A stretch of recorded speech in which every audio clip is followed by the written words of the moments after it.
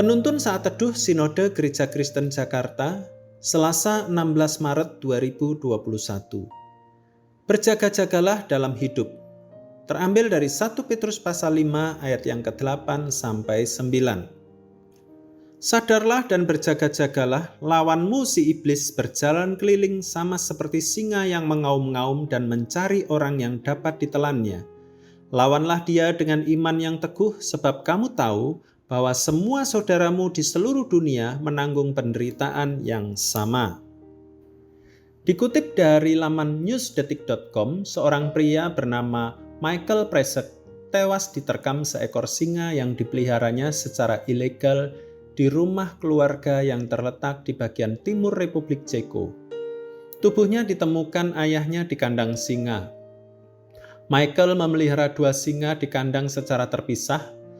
Sebelumnya ia mendapat tentangan dari para tetangga dan didenda karena pembiakan hewan secara ilegal. Namun konflik dengan aparat berakhir buntu. Dia menolak memberi izin kepada siapapun untuk masuk ke rumahnya. Singa dikategorikan dalam binatang buas, maka dilarang pemerintah untuk dijadikan peliharaan rumah karena dapat membahayakan. Kasusnya seperti Michael yang akhirnya menjadi mangsa peliharaannya sendiri. Karena tidak waspada, nyawa pun melayang. Dalam 1 Petrus 5 ayat yang ke-8 sampai 9 dikatakan, sadarlah dan berjaga-jagalah. Lawanmu si iblis berjalan keliling sama seperti singa yang mengaum-ngaum dan mencari orang yang dapat ditelannya.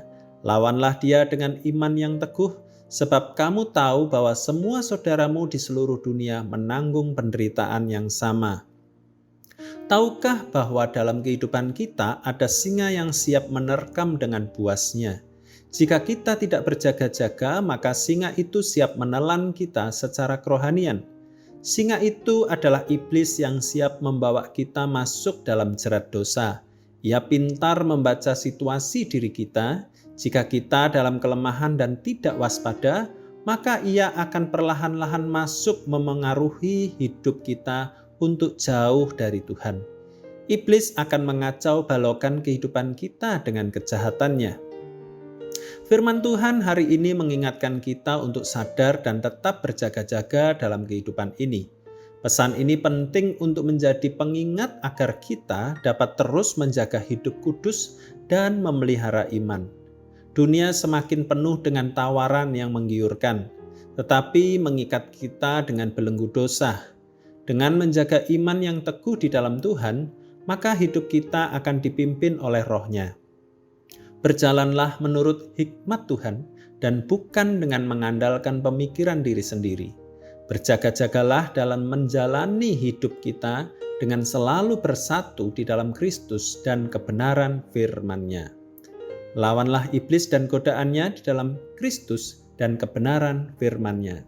Tuhan Yesus memberkati.